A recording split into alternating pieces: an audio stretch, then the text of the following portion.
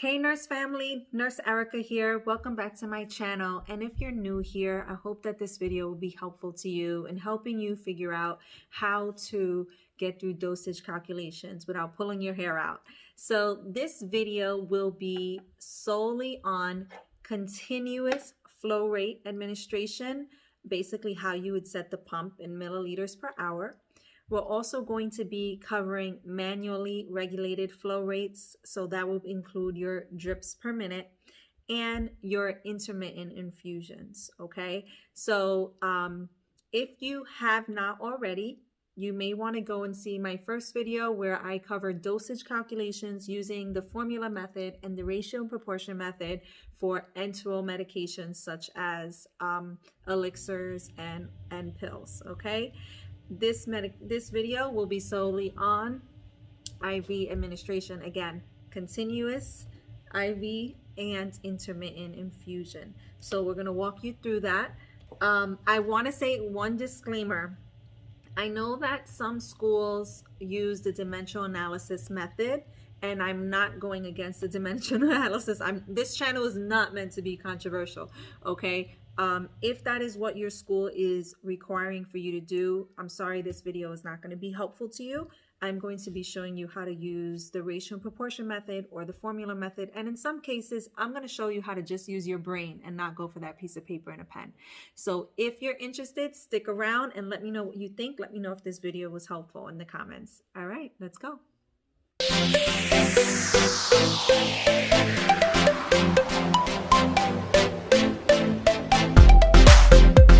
First question for continuous flow rate administration. Now, I'm talking solely about how to set the pump. So this is continuous flow rate on a pump.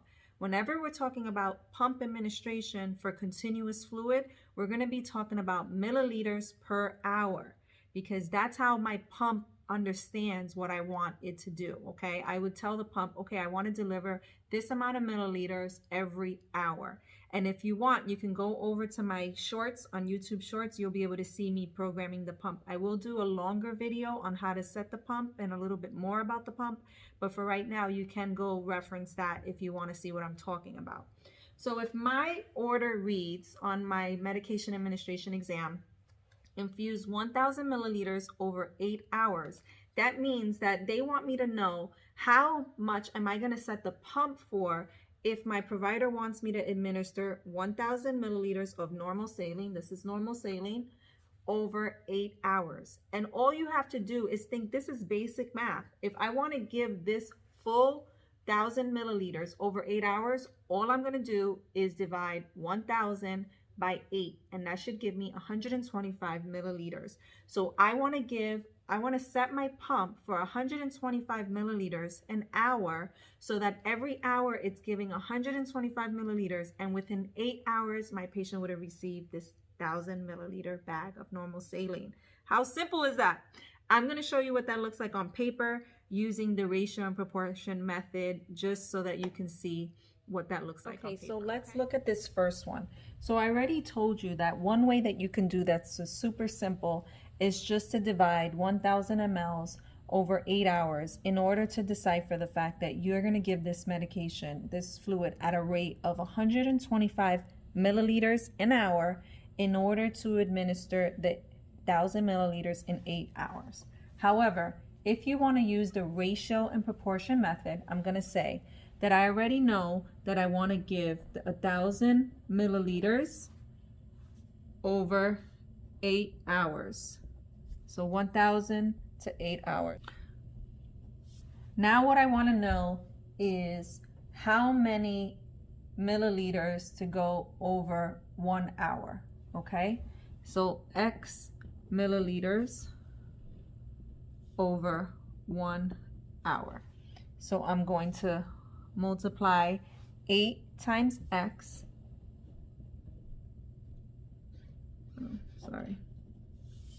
which is going to give me 8X, and I'm going to multiply 1,000 times as 1, which is going to give me 1,000, and then I'm going to divide on both sides by 8, which is going to give me that 125 milliliters an hour. Okay, so my next order reads 1.5 liters over 15 hours. So this question is a little bit different because whenever I grab my bag is always going to come in milliliters, and this might be backwards. So if anything, I'll take a picture and screenshot it because I have the front facing camera. So you might be seeing this backwards, but basically this is 1,000 milliliters. Okay.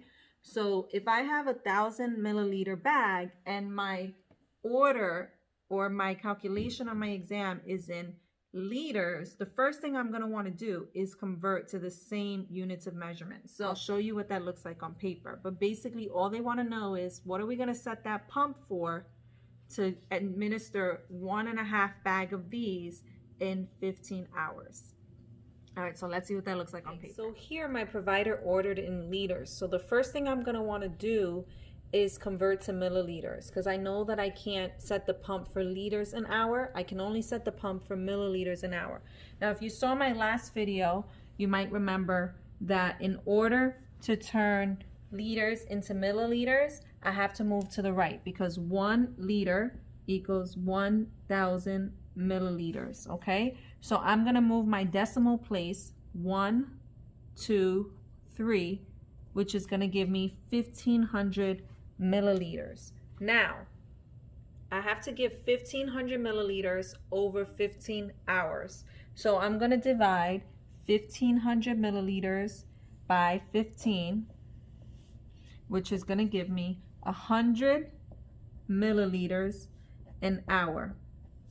Okay, so I'm going to set the pump for 100 milliliters an hour. Now, if you wanted to do the ratio and proportion method, again, you can say, I know that I want to give 1,500 milliliters over 15 hours.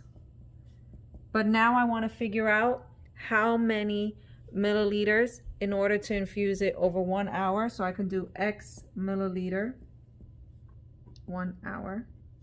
So I'm going to do 15 times X gives me 15X, and it's 15 hours, right? And then 1,500 times 1 is going to give me 1,500. So now I'm going to divide both sides by 15. X equals 100 milliliters an hour. So basically it's giving me the same thing. All right, let's see the next one. Okay, so this next example is talking about how would I manually set this if I was going to administer this IV fluids without my IV pump. So remember, when I use an IV pump, all I'm going to set the pump for is milliliters per hour, regardless of what my drips factor is on my tubing, okay? My pump understands in milliliters per hour. But when I need to give something by gravity, meaning I'm not going to give it by the pump. So for example, the emergency room is a place that cannot afford to have a pump for every single patient, right? There's some medications that can only be given on a pump.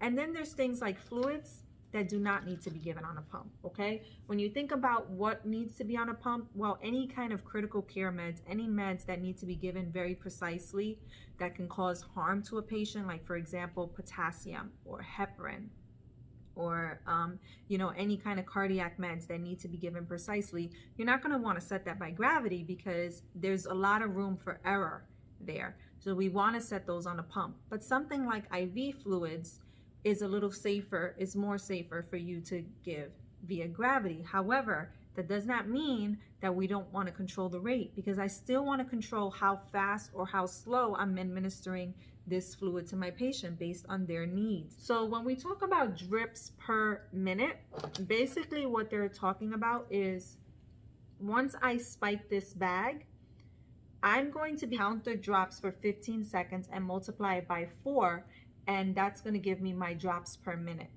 So that's what we're trying to figure out when we're thinking about drops per minute, that if my answer was 20 drops per minute in order to deliver this medication at 125 milliliters an hour, that I'm going to be watching for 15 seconds and multiply it by 4, which will give me my 125 milliliters an hour.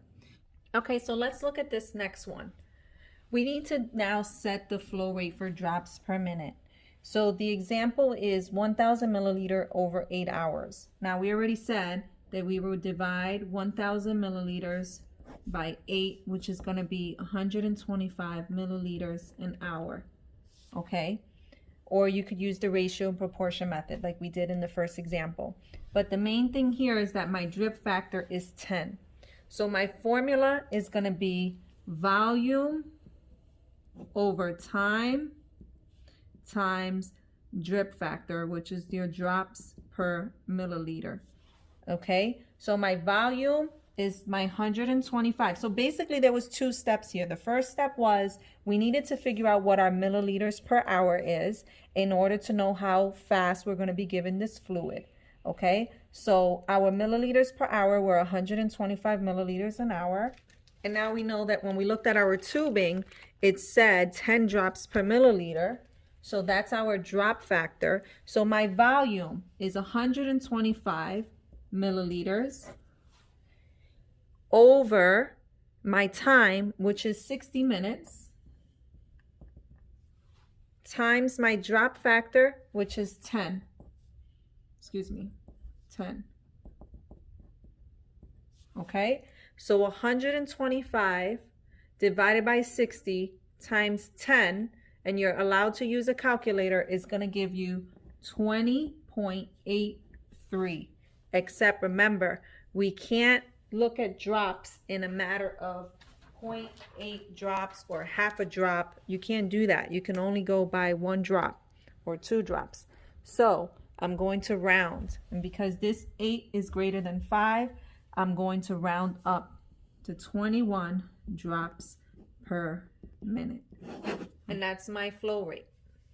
So I want 21 drops a minute in order to administer this fluid at 125 milliliters an hour, which will then be giving my patient 1000 milliliters over 8 hours. All right, so let's look at this next question. The provider has ordered pantoprazole 40 milligrams in 100 milliliters of normal saline over 30 minutes, to infuse over 30 minutes. Now, let me be clear on this because this is an area where my students often struggle. Remember your 5 rights. My right medication would be pantoprazole. My right dose would be 40 milligrams. So where is this 100 of normal saline coming from?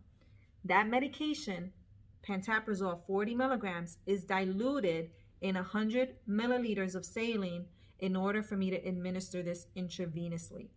So when you're thinking about the dose is pantoprazole 40 milligrams, okay? However, whatever the dose is doesn't really matter to me at this point when I'm trying to figure out the milliliters per hour based on my provider's order, okay? Because it's already diluted in my bag. Now, if I needed to dilute it, then the dose would matter to me. But the fact that there's 40 milligrams in this 100 milliliters does not matter to me because that was already calculated for me. And all I'm trying to figure out is how fast I need to administer it over 30 minutes. I hope that's making sense to you all. So what I want you to think about is that you really don't need a piece of paper and a pen. I'm going to show you what this looks like on paper, but you really don't need it. I want to ask you something. There's 100 milliliters in this bag. If you were going to set this for 100 milliliters an hour, how long would it take for this bag to infuse? Okay, so think about that. There's 100 milliliters in this bag. If I set the pump for 100 milliliters an hour, how long will it take for this bag to finish? And hopefully you said 1 hour, right? That makes a lot of sense. I set the pump for 100 milliliters an hour. So in an hour, this bag would infuse, okay? So let's double that. I want to give it in half the time. I don't want to give it in an hour. My provider wants me to give it in 30 minutes. So oftentimes when I ask this of my students in the lab, they might give me, so if I say, okay, well, what do you set the pump for if you want to give it in 30 minutes? A lot of times they say 50 milliliters an hour. And I'm okay with that. I like when they say things like that. Put numbers out there and then ask yourself, does this make sense? So let's think about this. If I set the pump for 50 milliliters an hour, that means in an hour, only half of this bag would have infused. So that's too slow. And we already said that if I set the pump for 100 mLs an hour, it would take an hour for this 100 mLs to infuse. So let's double it. Let's set the pump for 200 milliliters an hour. If I set the pump for 200 milliliters an hour and I come back in 30 minutes, how much fluid would have went through in 30 minutes? And hopefully you said 100 milliliters.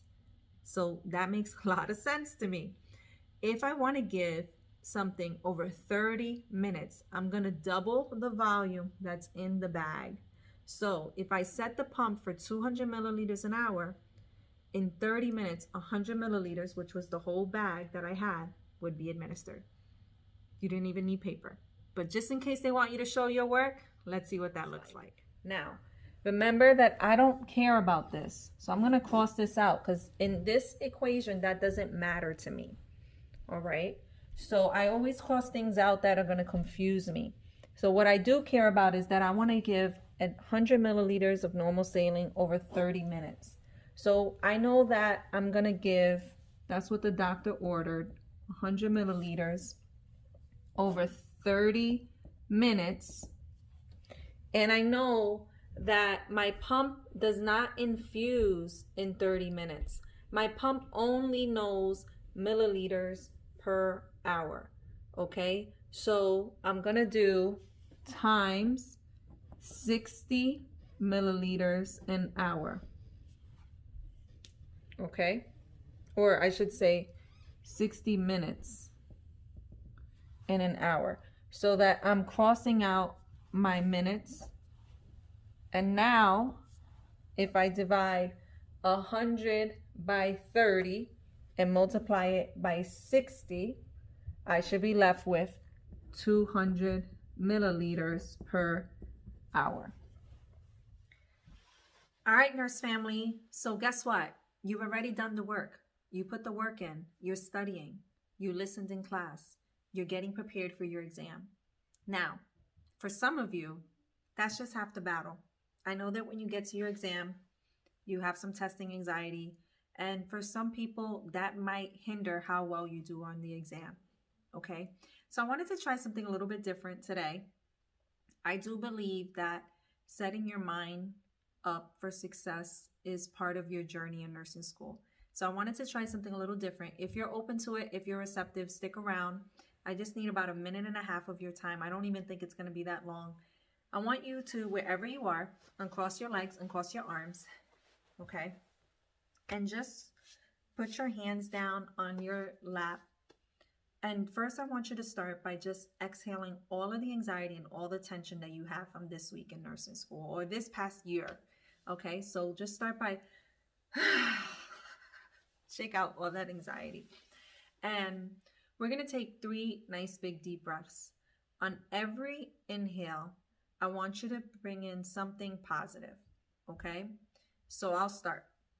I want you to close your eyes. And on this inhale, I'm going to roll my shoulders. We're going to roll our shoulders up to our ears. Okay.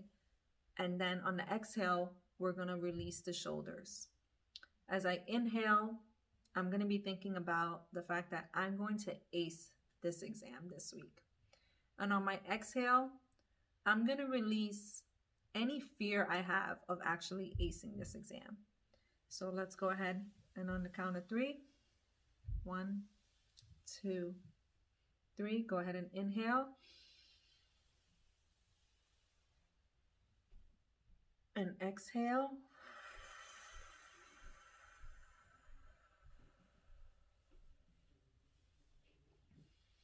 On this next one, you might want to think about feeling a little bit more positive about your abilities in nursing school and math in general.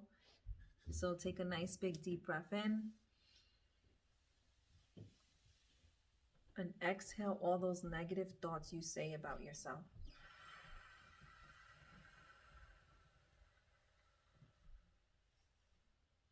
Good.